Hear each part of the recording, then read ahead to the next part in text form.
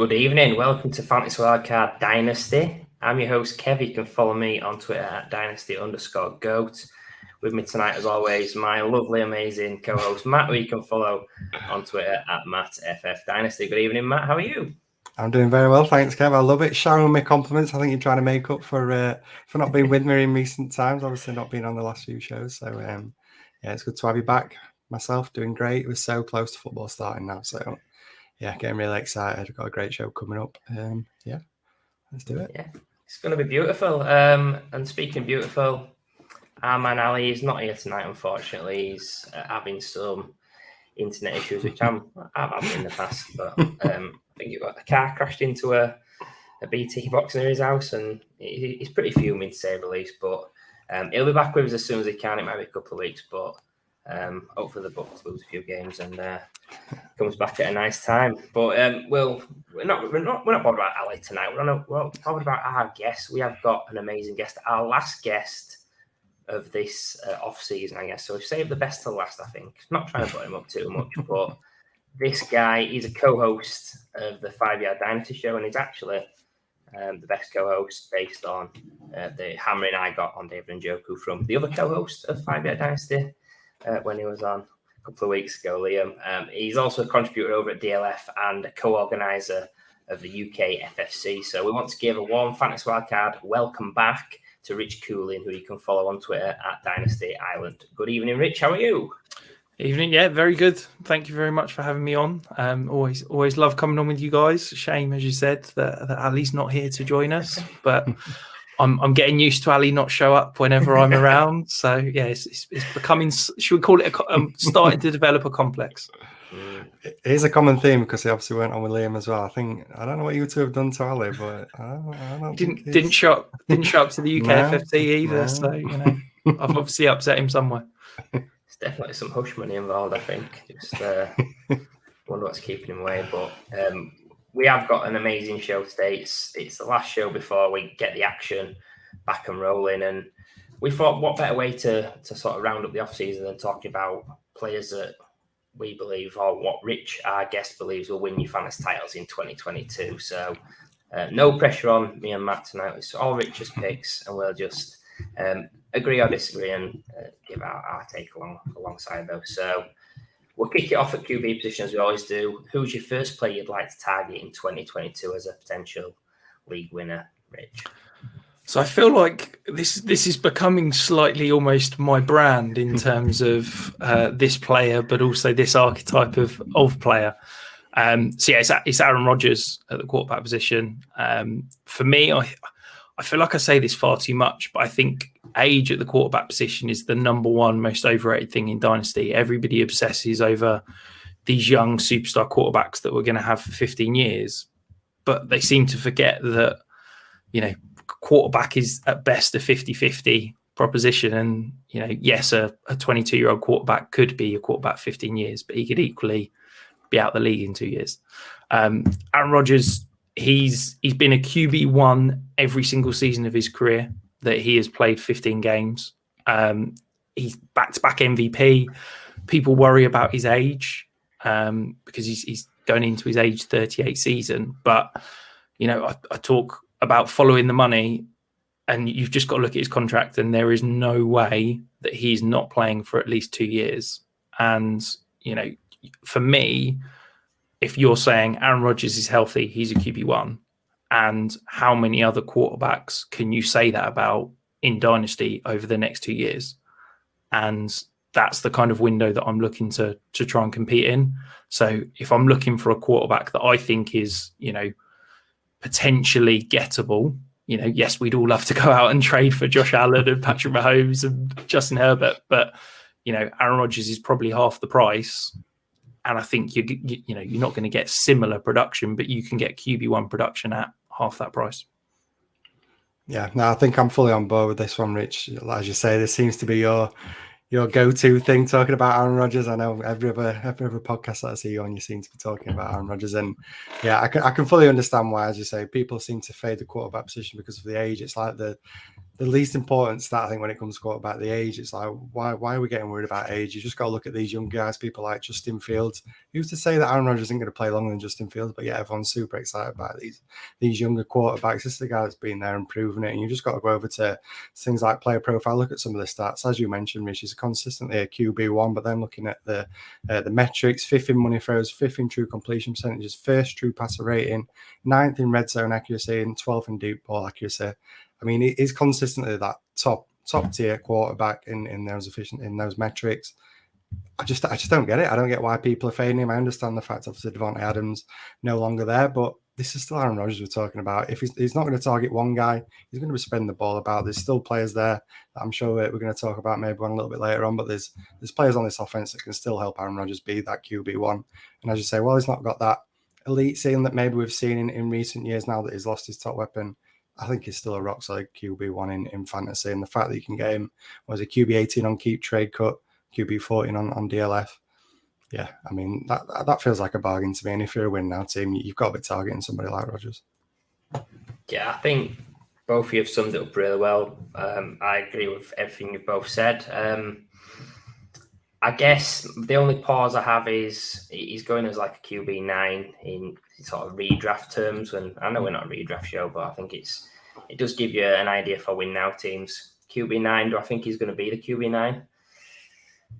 Possibly. I think he'll be a low end QB1. So I think league winner, if you've had him on your roster for a while, maybe not league winner, but if you've been doing a start this offseason or if you've traded for him, at the price you've paid, QB18 at Keep Trade Cut, it's like for your startups and any trade you made this offseason, I think you're absolutely killing it because you've essentially taken him as low in QB2 and he is going to be a QB1 regardless of his weapons. I think if Christian Watson, for example, explodes, why can't he finish top 5 again, top 6 again? It's unlikely, but my only pause is the ceiling, but I think, yeah, he's someone that if you've bought him recently, you've absolutely crushed the value. So off to a great start. And just adding, it is great to see you like fighting on Twitter and going on like dynasty debates with Evan and having a nice little heated argument. So yeah, it's good that you've stuck to your brand. That's the main thing.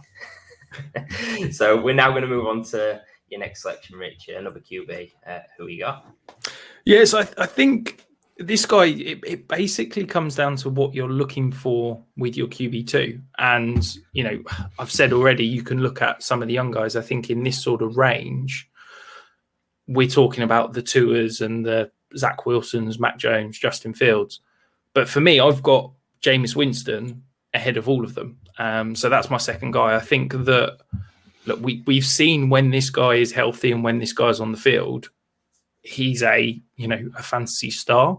Now, do I think he's going to replicate the Tampa Bay final season where I think, was it the QB3 that he finished as that year? No, but I think that's definitely within his, realm of outcomes. This is a guy that produced when he was on the field last year. He's now going to get potentially a healthy Michael Thomas. He's getting, in my eyes, an elite wide receiver coming out of college in Chris Olave. You chuck him back into that, yes, an aging, but I still got a guy that can still get open in Jarvis Landry. I think that for me, the value is ridiculous if you're just looking at him for a 1-year window.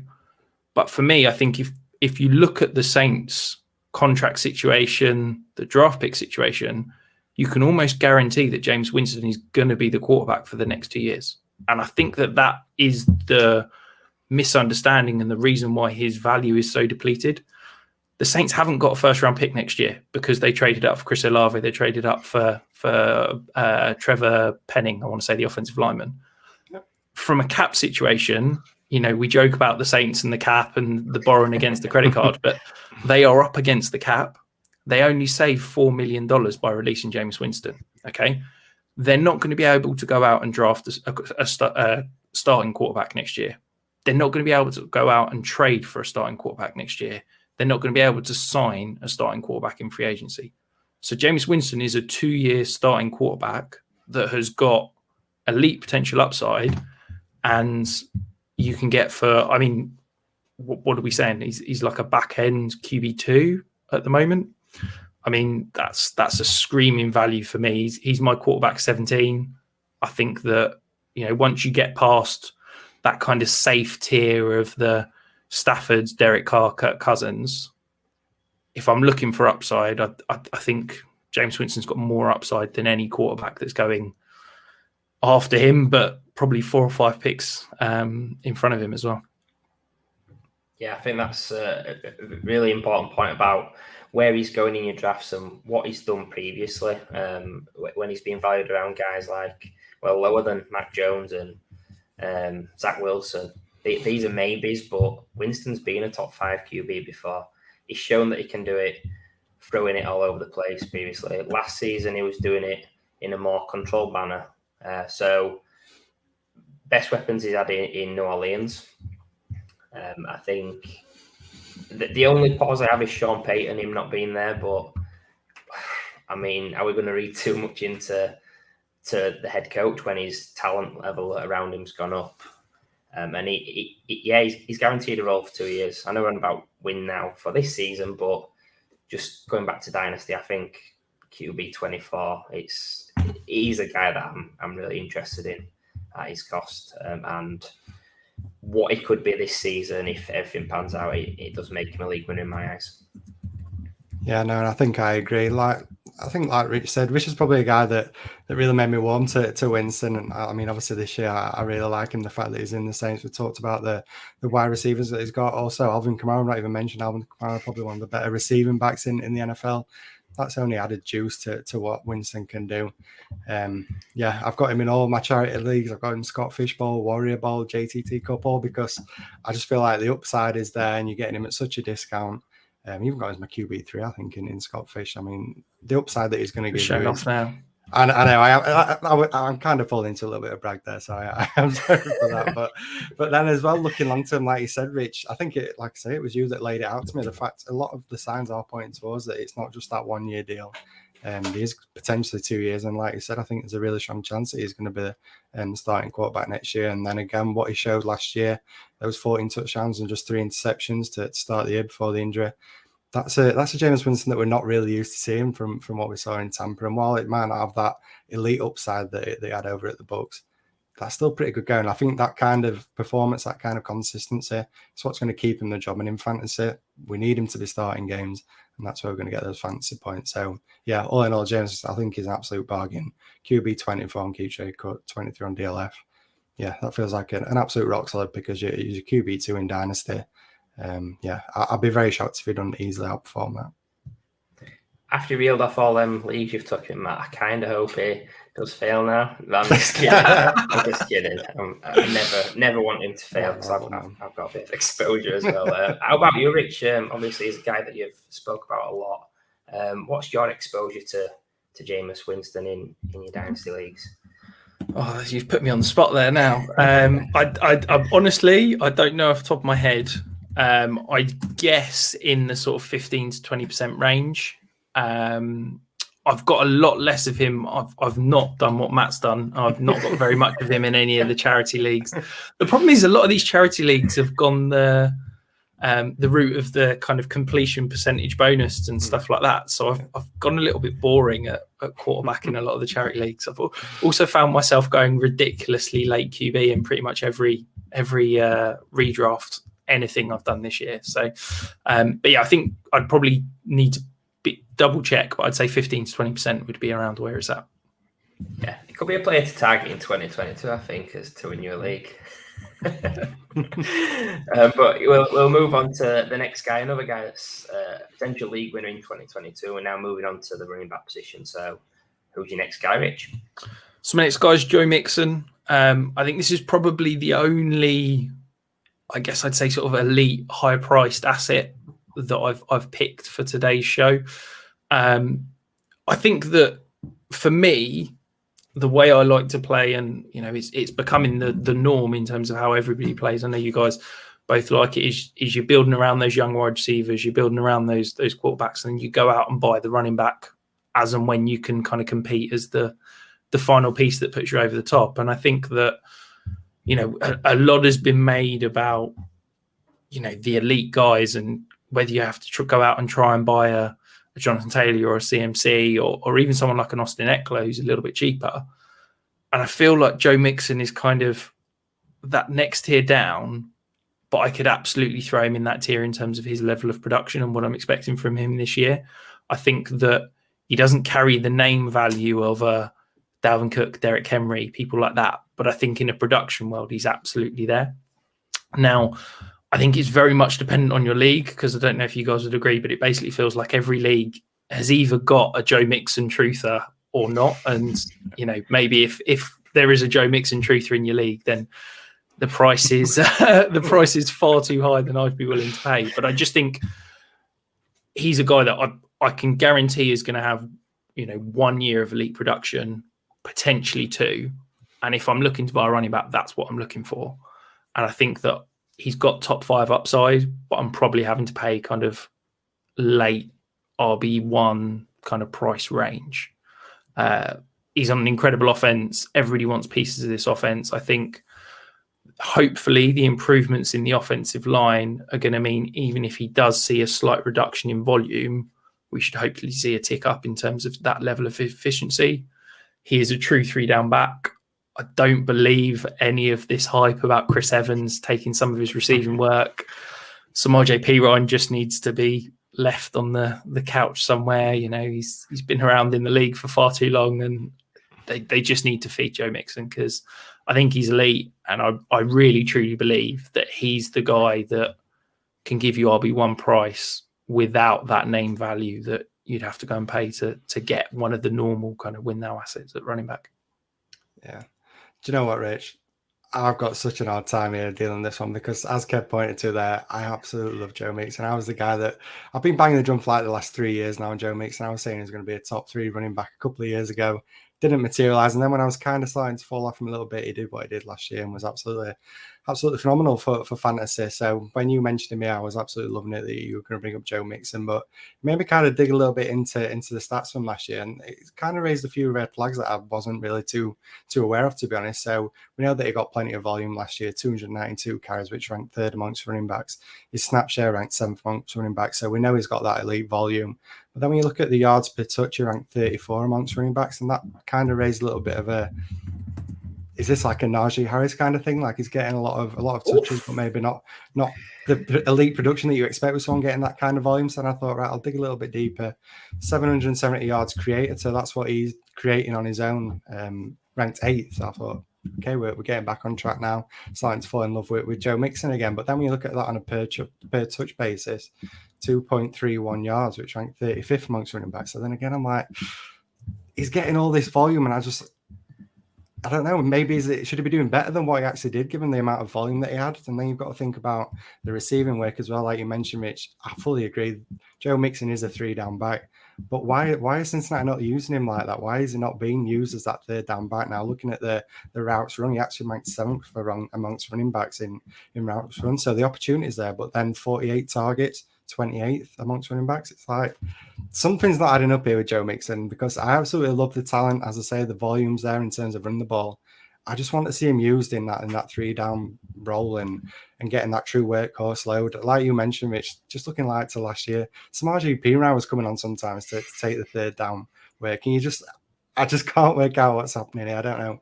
Zach Taylor, I don't know what he's playing at in Cincinnati. But yeah, I fully agree. In terms of talent, I truly believe that Joe Mixon's right out there with the best of them. He's getting that volume on the ground. I just love for him to get a little bit more involved in the receiving game. And if he were, I think he's more than a value at that RB8, RB11 range that he is on Keep, Trade Cut, and DLF. So, it's a tricky one, Joe Mixon, because I absolutely love him, but I've still got maybe a little bit of concerns with Mixon. Before you slate him, Kev, because I know you're not a Joe Mixon fan, can I just say I agree with a lot of what you've said there, Matt, and I think that some of those numbers are definitely concerning. But I think a lot of that is the offensive line woes that they've had. Yeah, rather same than necessarily with Harris, isn't it? We say the same thing. And I think that the difference is if you look at the PFF yards after contact per attempt, which I think is a really good running back stat because it kind of removes that offensive line away from it. He's ahead of Najee Harris. He's ahead of Alvin Kamara, Ezekiel Elliott, Dalvin Cook, David Montgomery's miles ahead of. Like, I think hope that, so. yeah, I think that that's what I'm saying. Yeah, those numbers are concerning, but I think the offensive line, he's running behind one of the worst offensive lines last year, and they've gone out, they've, been really sensible in free agency in that they've not gone and signed one of these big star names, Brandon Scherf or something like that. They've signed 3 above average interior linemen, which is where they were weak. And I think that you're going to see hopefully similar volumes, but definitely an uptick in that efficiency because, rather than being hit in the backfield and, 1 yard after touching the ball, he's hopefully going to have some lanes created for him that's going to get him out in the open field more. I don't know where this rumour's come from that I hate Joe Mixon. I do. To be honest, it's a rollercoaster with Mixon. Like, I slammed him I basically called him Josh Jacobs a few years back. And it was kind of proven true for a bit, not getting used in the pass game like people thought it would. But to be honest, and this is a dangerous thing to do, but his situation, I think if you're going to bank on a situation, it's probably RB over the other positions. Just if everything around him is perfect, then it's going to sort of mask if he isn't as good as maybe people think he is. Because he's an elite offense, the O-line's definitely been upgraded, stealing guys from Tom Brady, so that's pretty funny as well, Ali.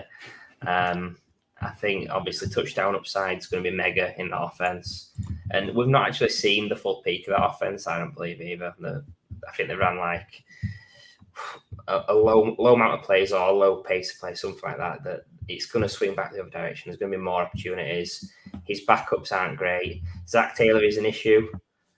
So on Mixon for me, it's all about his price. If he's going as RB7-8, I'm probably going to either go higher or go lower. But if he's going as RB11-12, I think that's really fair price to go and get him. And he has got upside. I mean, if the O-line is an improvement, why can't he put Jonathan Taylor numbers from last season? Absolutely. Yeah. I gave you a hard time there, Kev. You were spot on. You were spot on all along with Joe Mixon in terms of you nailed him with the receiving usage, and now you've come back on board once it's got there. So. This is beautiful. I mean, it's great. We've got the best co-host from 5 Yard Dynasty on with us tonight to agree with my takes. So we'll swiftly move on to another running back who we may or may not agree with on this one, Rich. So who's next guy? So next guy's Aaron Jones. Again, maybe this is tying into the Aaron Rodgers thing, but this is a guy that I feel like I've been banging the drum for all off season. Everybody seems to really like him in redraft, and nobody seems to like him in dynasty. And it's like, I don't know what you want from your dynasty running backs. Like if they're giving me more than 1 or 2 years, I'm happy. So look, everybody knows the guy's elite. Everybody knows that he's going to get. Let's be honest, he's probably the best receiver for Aaron Rodgers, and no one wants to talk about that. He is an elite red zone weapon. We've seen him get elite touches in that goal zone, in and around the goal line, where he can be lined up as a receiver. He can be moved around. And I think you're going to see the Packers get more inventive with his usage because they've got AJ Dillon. And I see everybody sort of saying, well, AJ Dillon's going to get a bigger workload and it's going to eat into Aaron Jones. And it's like, yeah, great. That means he's going to get moved around more and he's going to get targets. And, a target's worth 2.6 times what a carry is. So, yeah, if he loses 50 carries and gets 20 more targets, that means he's going to see an increase in production. I really like him. I've been saying for the last 2 years that I think this is going to be his last season in Green Bay. And I said, pretty much as soon as the contract was signed, that it's a 4-year contract, but it's actually only 2 years. And then the Packers did something really interesting this offseason where they basically converted his $3.75 million roster bonus into a signing bonus, which freed up $3 million in cap space this year. But it's actually made next year potentially slightly more palatable for him to be on the roster. So they'd save $11 million by moving on from him, which previously they'd have saved $15 million from moving on from him. And I've just I'm thinking if Aaron Rodgers is, definitely on the roster, The Packers are going to be in, win now mode. They're already in a position where they're pushing so much future cap on the Aaron Rodgers deal. Why not do the same thing with Aaron Jones? Now, it's not something that the Packers have normally done. They never push money into future years, but then they've done it with Aaron Rodgers, and I'm like, what's stopping them restructuring potentially at the end of this year? They could restructure Aaron Jones, push some more money into next year, and then he's on the Packers for 2 years. And then we're going from this 1 year running back to potentially a 2 year running back. And I just think that at the price you can get, that he's RB6 for me in redraft. Like I'm all in on him this year. But if I can get that for 2 years at RB16, RB15 in current price, I think he's a screaming buy. And yeah, one of these running backs that I'm really happy to go and target in a win now that I think can win you a title this year. Yeah, you made a great point about sort of the value in redraft, the value in dynasty. If we think a few months back, I think Jones was going like running back 22, 23, keep trade cut. So it is an interesting thing to consider how people get in the redraft mindset and think, oh, actually, Aaron Jones might be all right, really. But your analysis was spot on, really. The fact that, yeah, he is the best receiver on the Packers. I don't think that's a debate. Touchdowns, he got 4 last season. He'd been really good touchdown scorer before that, really efficient. If he gets 4, that's fine because AJ Dillon's a monster, but he's going to get more receptions, which, yeah, you don't really want him running between the 20s. You want him getting touches on third down in the pass game. And we know that he's still pretty efficient with his touchdowns, so he's going to get them. So, yeah, I think it's a great shout, someone that his value, if you listen to you, Rich, about the contract and then it's like the 1 year and it like get rid of him. But now that he's got that potential to have a 2 year window, that makes it a lot more enticing for me. So, yeah, he's a guy that I'll be looking to go after before the season starts, because as soon as it starts, people are just going to get a bit more crazy for him. No, I fully agree with you. I think as terms of a player that you're going to be targeting to win your championships, I think Aaron Jones is probably right up there as maybe the top running back that I'd maybe be targeting. I've picked up Chase Edmonds a lot, but I also think that Aaron Jones, I'm getting this feeling, I mean, you can both agree or disagree with me on this, but I'm feeling like that Austin Eckler, getting him used a lot more in the receiving game. He could see tons of targets. Like you said, this could be the number one receiver for Aaron Rodgers in this offense. You've just got to look at what somebody like Austin Eckler did. Now, I know they're not exactly the same in terms of the size and how they have been used in previous years, but if he's getting those level of targets, like Rich said, we know that they're far more valuable for running backs. I'm not too scared if he's not getting used as much in the running game, as Rich said, because they've got AJ Dillon there. If Aaron Jones can get that level of receiving work, I wouldn't be shocked at all if he were a top 5 running back this year. Longer term, I have my concerns, like I've talked about. That contract, Rich seems to be kind of making me feel a little bit better that maybe there's a chance that he could get that second year. And if he gets 2 years with Aaron Rodgers, then yeah, I mean, I'm absolutely in love even in terms of dynasty. There's still that concern, obviously, next year. But even worst case scenario, you get to the end of the season, he's still going to have that contract. There's going to be people that are interested in him in dynasty. If you are concerned that there's a chance that he might not be there during the off season, if they do let him go, then you've still got that wiggle room to move off him. So yeah, I think in terms of someone's target, I think it's probably my prime running back to target.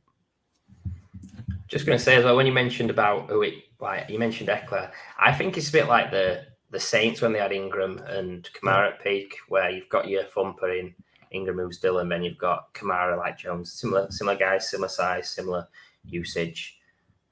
So yeah, just to confirm though, Rich, he isn't a Green Bay fan. He does support the Jets. I know, you'd think Liam were on, wouldn't you, with all this Green Bay love going around?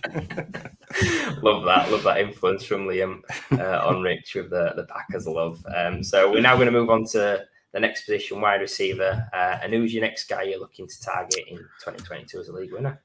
So this is perhaps, I'm normally a numbers guy, but perhaps this is the first time I'm ever going to go like more on feel than anything else. And it's Mike Williams. I think that we've seen everything you'd want to see from a true prototypical X receiver, but in bits and pieces. He's never kind of put it all together. And I just think that he is at a point in his career where I'm expecting a monster season where he's going to put it all together. We're going to see potentially, MVP caliber season from Justin Herbert this year. And I think that Mike Williams is going to be a big part of that. Yes, he had his, breakout season at 26 and, he's not put it all together so far. But if you look at some of the numbers, he only saw 120 targets last year. He had his lowest ADOT of his career in terms of he was at 12 last year. In previous years, he's been up at 15. He was up at 18.3 in 2019. And I just think that we're going to basically see Mike Williams unleash this year. And I think he's got, absolutely astronomical potential. And when I'm looking for a receiver that can win me a title, what am I looking for? I'm basically looking for a guy that is cheap, that has got the potential to finish as a, top 3 receiver, basically. And yeah, Mike Williams is absolutely that. I think that, we could sit here and say, go out and buy, Adam Thielen, who will give you 1 year of production and be a little bit boring, probably finish as the wide receiver 3. But it's a nice buy player, but he's not going to win you a league. I think that if you're swinging for the absolute fences, why not go and get a guy that has proven, he is a big-bodied downfield threat. He's improved as a route runner year after year, and he's, he's never going to be Keenan Allen as a route runner, but he's not being asked to be. And he's got the guy that's got the best arm talent in the league right now throwing him the ball. If that, those target numbers, we said 120 last year, if that creeps up to 130, 140, we see the ADOT start to sneak up and he has a similar touchdown number. We're talking, as I said, wide receiver 1 season. What's not to love? I'm having to pay mid wide receiver 3 prices for him right now. Yes, it's a risk, but if we're sitting here, there's no sure things. If you can go out and buy Justin Jefferson, but it's probably going to cost you your right leg, isn't it? That's you to win in Dynasty. I think you've got to take some level of risk, and I think Mike Williams is absolutely the guy that could win you a title for half the price. Yeah, I'll be honest with you, I absolutely love it whenever we talk Mike Williams, because Kev in previous years absolutely loved saying that he's my dynasty wide receiver 1 when he was underperforming as a young guy in the NFL. But now he's starting to turn it around. I'm not really hearing Kev put those little jobs into me anymore. Converted. So, I absolutely love it whenever we talk about Mike Williams. And yeah, I think you've summed it up perfectly, Rich. He's got all the ingredients, everything there to be an absolute elite wide receiver in fantasy. You talked about is that deep threat, 12th in deep targets, 19th in air yards last year. He can even improve on that. This guy, we know he's one of the best deep threats, but then as well, it's his usage in the red zone. Ranked 8th in red zone targets. We know he's that go up and get it wide receiver. Sometimes you worry a little bit when you see him making these leaps into the air and then come crashing down, and that's why he gets labelled with these injury concerns, because he is just such a, I think, how would Evan put it, a dog, is it? He's an absolute dog when it comes to going up and getting the ball. So, everything just points towards him being in that perfect situation. You just spoke about the offense, the quarterback that he's got, everything's there for him to be elite in fantasy. It's just stringing it all together. We've seen those boom weeks, and like you said, if we can just start seeing him get a little bit more targets, even though he did rank 14th amongst wide receivers in targets last year, but even still, if we can see that go up a little bit more with Keenan Allen, we know that he's probably on the back end of his career now as well. Mike Williams in a position where he can really step up, be the wide receiver 1 in an absolute elite offense. And yeah, the fact that you can get him, wide receiver 28 on Keep Trade Cut, wide receiver 22 on DLF. Yeah, I wouldn't be shocked at all if he rises up those rankings, and he could easily be right up there as a low end wide receiver 1 in fantasy next year. Yeah, I'm converted. Well, before last season, I think I dabbled in some Mike Williams, and it's just been, I've just got a taste for Big Mike now, and just love taking him in every league I can. Wide receiver 28, Keep Jacob, that's hilarious. I've got him in top 20. Him and Keenan Allen very close in Dynasty. I think he'll easily surpass him this by the end of this season with the age factor, the performance factor, and it's getting me thinking about films, about a film like Face Off, where I think Big Mike Williams is going to nick Keenan Allen's face and outperform him this season. I know we're going differently in redraft. Keenan Allen's going higher, but you can totally see that happening. And another thing I'd just like to say about wide receiver twos on great offenses, I think they're great targets. just because if there is an injury to the one, you've potentially got a monster. And Mike Williams does fit the profile of a guy that if something happens to Keenan Allen, I think he could thrive as a wide receiver one, pure on his own as the alpha, because he's probably an alpha anyway. Go on, Rich. I was just sitting here praying you weren't going to say the word alpha. Oh, no. I really resisted not to do it, Rich. Kev could not resist it. I just wanted to jump in and point out that I've got Mike Williams over Keenan Allen in Dynasty. I'd rather have Mike Williams straight up, absolutely. Smash him.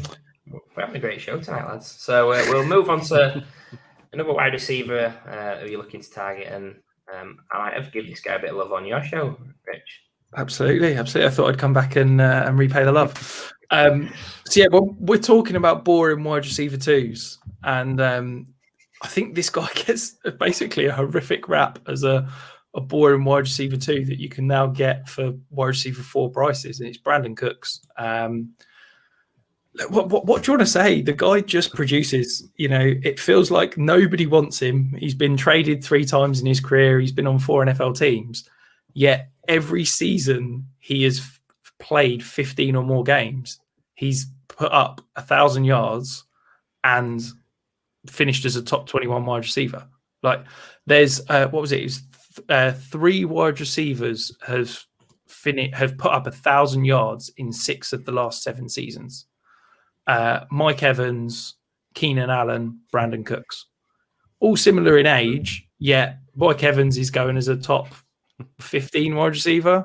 Keenan Allen, we've just talked about, is going as a top 15 wide receiver, and Brandon Cooks in Dynasty is a wide receiver 42. And it's like, okay, yeah, he's tied to Davis Mills. I get that's not particularly exciting, but who else has Davis Mills got the option to throw the ball to? He had a 24% target share last year from rookie Davis Mills and put up the wide receiver 21 season. He's just been signed to a new contract. Houston wants to keep him around.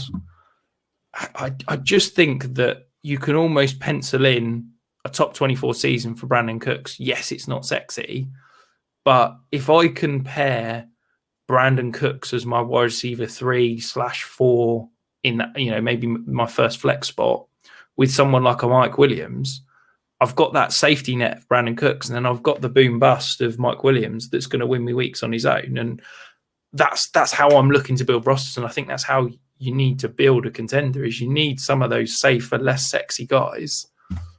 We joked about Adam Thielen. To me, Brandon Cooks has got a hell of a lot more upside, and I think far more likely to produce that wide receiver 2 season. And they're pretty much similar in price, aren't they? So, yeah, I don't get why he is so cheap. And he's also not really as old as everybody thinks. No, not when you're my age. I think he's another fantastic pick. Rich, you've nailed it again. I'm not going to come on and slam you when I've been on your show and bigged him up as well. So that'd be silly of me to do that. He stays healthy. He's guaranteed top 24 wide receiver. There's not a lot I can add. I can't believe he's that price. So what is going on with the world? I mean, yeah, I haven't really got much more to add to it. It seems like every year we talk about it with Brandon Cooks being that undervalued wide receiver, and it's rings true again this year. It's brilliant the fact that every year that goes on, he gets a year older, he seems to get disrespected even more. Yet he still puts up the elite numbers. So I just can't get my head around it. Yeah, wide receiver 42 on Keep Trade Cut, 37 on DLF is just absolutely printing money. The fact you can get him as a low end wide receiver 3, and you can almost guarantee that he's at least going to be a wide receiver 2. As Rich said, is the number 1 target in Houston, a team that's going to be behind an awful lot, chasing games an awful lot. They're going to have to throw the ball a lot. Yeah, I'm shocked, to be honest, that his value is still that low. How many times have we got to make the mistake of undervaluing before he actually gets that recognition that he deserves? Yeah, it's absolutely crazy. But we'll move on to a guy that's a bit crazy. He's maybe missing a bit of the next season through suspension. Small teaser. You should be able to get it off that if you're playing along at home. Who's your next guy to target in 2022 at wide receiver, Rich? Well, I think this is probably the biggest thing. If you're looking to win a title, when do you want your players to be playing their best? During the playoffs.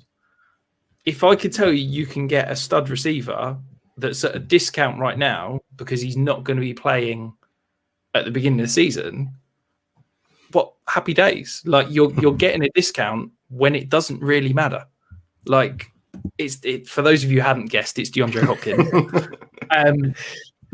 Much has been made about DeAndre Hopkins, and everybody's kind of ready to throw him on the scrap heap because they've traded a first for Marquise Brown. Well, I'm sorry, Marquise Brown, competent NFL receiver, good at a couple of things. He is not DeAndre Hopkins. As far as I'm concerned, DeAndre Hopkins comes back from the suspension and this offense still runs through DeAndre Hopkins. Last year, he had, by all accounts, a fairly awful year. Okay. He was, carrying a couple of niggles. He wasn't particularly, in the best frame of mind for a couple of things. Through 8 weeks of the season last year, guys, I'm going to test you now. Where do you think DeAndre Hopkins was as a wide receiver?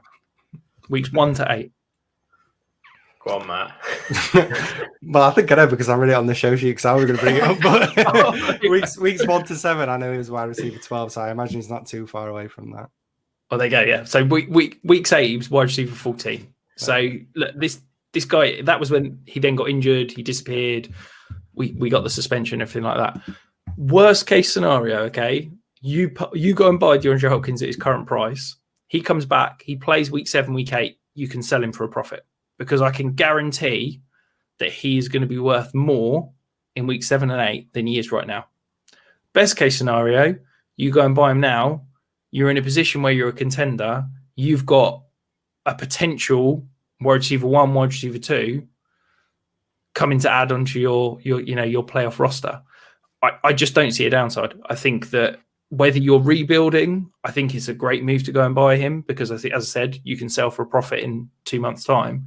If you're looking for a guy that can win you a league, why don't you want a guy that is a true, and I mean true, fantasy star in a good offense? I said good, not great. With a competent, well, if they had a decent play caller, I'd be all in on this. But they've got an idiot of a head coach. So, but look, I think that if you consider yourself a contender and you think you can win a title this year and you've not gone and at least asked the question on DeAndre Hopkins, what are you doing? Because if you can go and get a guy you've got here, wide receiver 47 on Keep Trade Cut, that's mind blowing. That's absolutely mind blowing.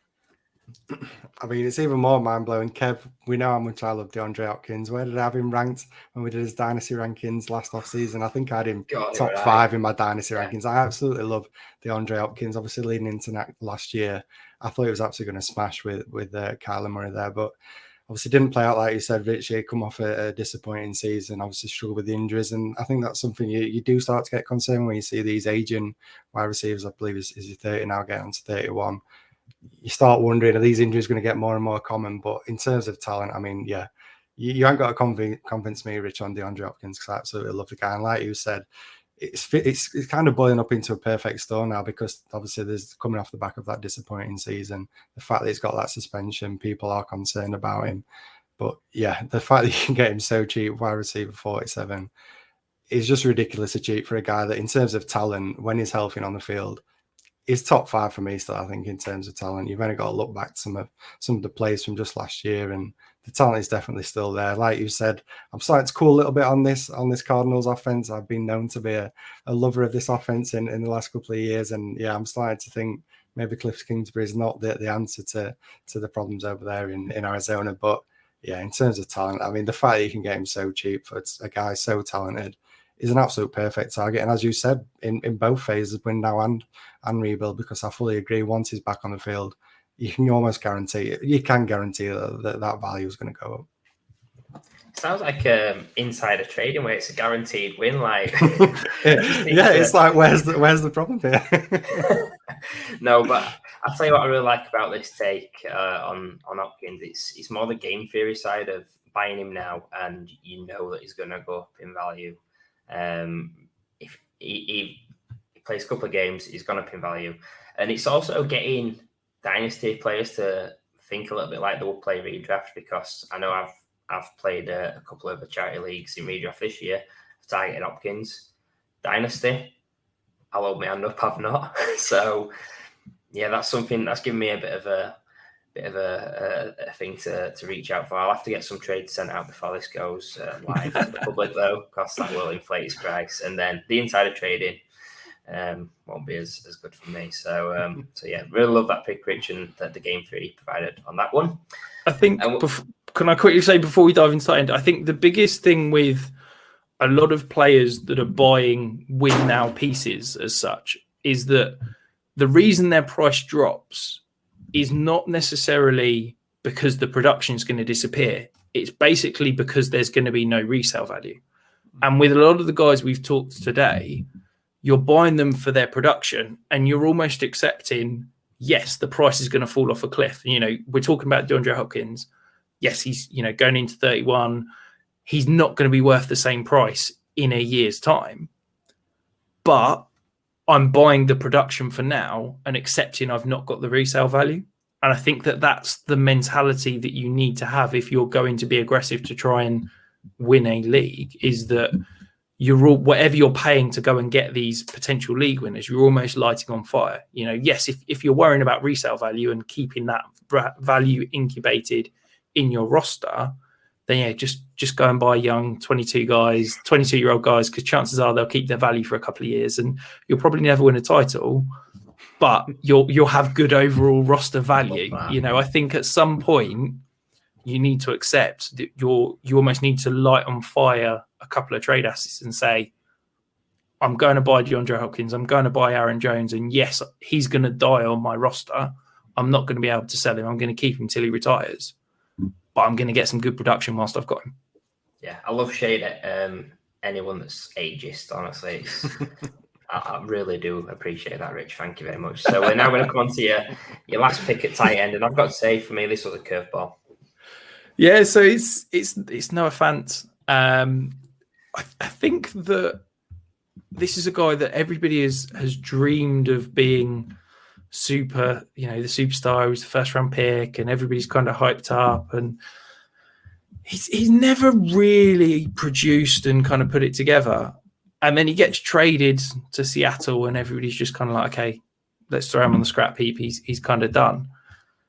And I've sort of gone back and forth on him, and yeah, the quarterback situation is not great. And yeah, they've got DK Metcalf and Tyler Lockett, so he's probably going to be third in terms of targets and that kind of thing. But then I'm like, I don't think that Denver were willing to, throwing him in the trade because they wanted rid of him. I think that Seattle went and got him for a reason. And I think that you don't get a player like Noah Fant in a trade for Russell Wilson unless Seattle said, we want Noah Fant. And I think that Noah Fant is a competent tight end. I think he is better than perhaps people give him credit for. And I think he produces, from a fantasy perspective through his career, probably better than people remember.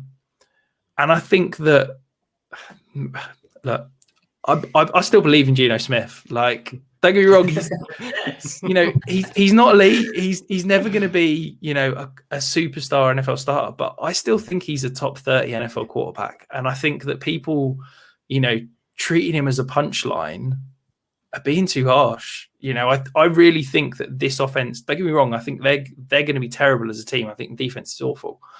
But I think the offense is probably going to be better than people expect. And I think Noah Fant's going to be part of that. And look, if I want, a tight end, I know you love it, Kev. You want one of the elite guys, or you don't at all, kind of thing. And if I just think that for the price you have to pay for Noah Fant, more so in a trade perhaps than where he's going in terms of startup values, I think that you can go and get Noah Fant, and he's a cheap punt at a tight end, and we've got the elite production, and I really think that the ceiling is potentially there.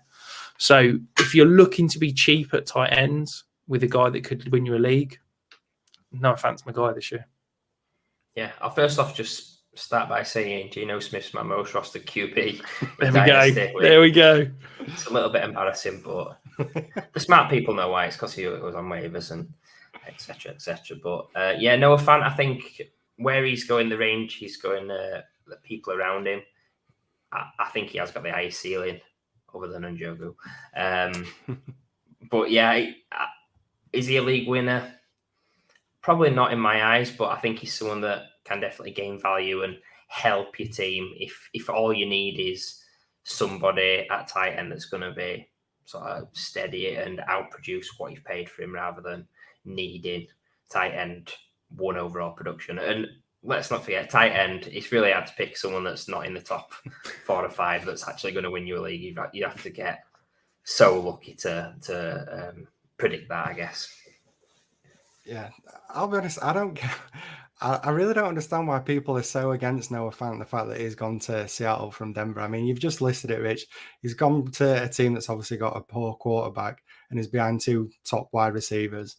Isn't that basically what he had in Denver? He's got the same quarterback. I mean, Drew Lock went with him to Seattle. Geno Smith, yeah, you could argue that he's an upgrade on Drew Lock, but I wouldn't say it's personally by a huge amount. And then obviously going from Sutton to a guy like Metcalf, I will admit that Metcalf is better than Sutton. I don't think the situation is drastically different. And as you mentioned, the Seattle team, it's not going to be good. So I feel like they're going to be throwing the ball plenty. And as you touched on, Noah Fant is in that range where you're just looking for basically the most athletic tight end that's going to see targets. And I think Noah Fant fits that perfectly in the situation that he's got.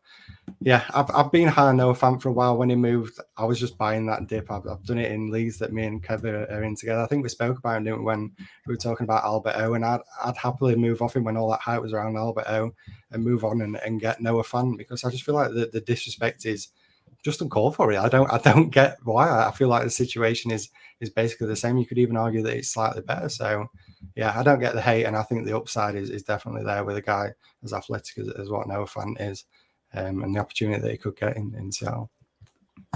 Smashed it, right. So that brings us to the end of the Win Now Players, the league winners section of the show. We're now going to move on to the wildcard selection, where we get our guest Rich to pick out one player that he believes will be his fantasy wildcard, a player that will improve his dynasty value the most in 2022. So, Rich, who's your wildcard selection? So my wildcard selection is Desmond Ridder. Basically, what I took this as, and since I've been listening to the pod, I've sort of thought, for me, what I want is someone that's basically got the potential to blow up in value. And you know, we all talk about Superflex, and that's what I'm aiming at here, is that a starting quarterback who is not currently a starting quarterback is the person who has the most potential to completely blow up in value. You look at someone like Jalen Hurts, who, you know, after he was drafted, he was going in the 2nd, 3rd round of rookie drafts, and he's now worth multiple first-round picks off the back of that. And I'm not saying that Jalen Hurts and Desmond Ridder are similar in terms of their running style and their playability, but I think that Desmond Ridder's got that potential. The Falcons, you know, he's not the starting quarterback. We've got Marcus Mariota, who I know, Kev, you still love. But I think that basically the Falcons are going to have to give Desmond Ridder an opportunity to start this year, because I think that they're going to be bad enough that they're going to have a top 3 pick next year, at which point they're going to have to say, are we going and getting one of these, you know, Young or Stroud or whoever else who's going to be our next franchise quarterback? Or are we going to give Desmond Ridder a chance and say goodbye to this potentially, you know, generational quarterback class that's coming in next year? So I think that the Falcons have got to give him an opportunity to start. And this is a guy that, you know, has shown through his career in Cincinnati, he is a good pocket passer with mobility. He's got some rushing upside. If he shows enough that he is the starting quarterback in 2023, he's going to be worth a first plus. Now, currently, you're probably having to pay maybe like a 24 first or something to go and get him. But I can almost guarantee week 1, week 2, with Marcus Mariota starting, his price is going to plummet, because as soon as a guy isn't doing anything for your fantasy roster, people forget about them. You know, if he's not scoring me points on a weekly basis, I'm not interested. So I think that for me, I think if I'm going to buy someone, I'm going to buy Desmond Ridder in week 1, week 2. I'll do the same with Malik Willis. because I think that they have got the potential to completely blow up in terms of dynasty value, and that's why Desmond Ridder is my wild card. Rich, I think you've absolutely nailed it. Like you said at the start, you've you know what you're doing when we're asking for this wildcard selection. We're wanting someone that can gain that value, and yeah, it's hard to argue. Ridder's going to absolutely skyrocket in value if he gets the opportunity. And like you said, I feel like the Falcons have to see what they've got in Ridder. As you mentioned, they've got the potentially other picks. We know that this roster is not the best roster. If Marcus Mariota does okay, I don't think he's going to be able to lead them to a playoff or anything like that. So they've got to at least see what they've got in this quarterback. And yeah, I mean, both me and Kev love Ridder as well. I think Kev's probably got the most to say about this because he loves Ridder. He also loves Marcus Mariota and well. So I'm sure Kev's going to be struggling all year on which side of the coin he wants to be on. But yeah, in terms of a pick, Rich, I think you've nailed it with this. We know the potential upside. We've seen it with someone like Jalen Hurts. And as you mentioned, while he's not quite the same runner as what Hurts is, if he's a starting quarterback in the NFL, his value is going to shoot up. So yeah, I think it's a great selection.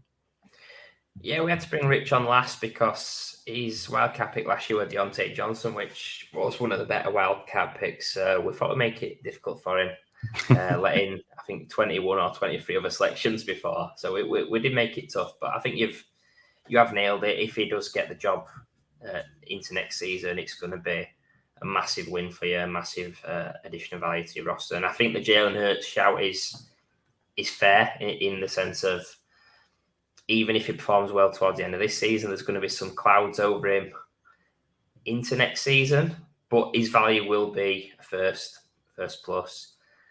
Longer term, until he does prove it again and again and gets that long-term deal with Atlanta, he will have that over his head that they might go in a different direction. But we're talking about 1 year. Wildcard, I think you've nailed it again, Rich. It is a little bit frustrating, but also well played. So yeah, that brings us to the end of today's show where we've spoke about players to win you fantasy titles this season. Before you go, Rich, please remind the audience where they can find you and anything else you'd like to plug. Yeah, you can find me on Twitter at Dynasty Ireland. All my written work's over at DLF. I do the weekly live stream with Liam over at 5 Yard Dynasty.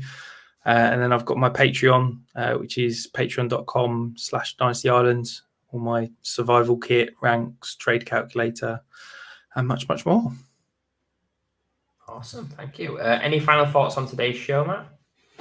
I'll just start by thanking Rich for coming on. It's always a lot of fun whenever we get Rich on. We always have a nice bit of banter with Rich. So yeah, it's been great having him on. And I think we brought up some great points. And one thing that's sticking in my mind is if you're looking for these win now guys, the cheat code I feel is these guys that are suspended or going to be injured to start the season.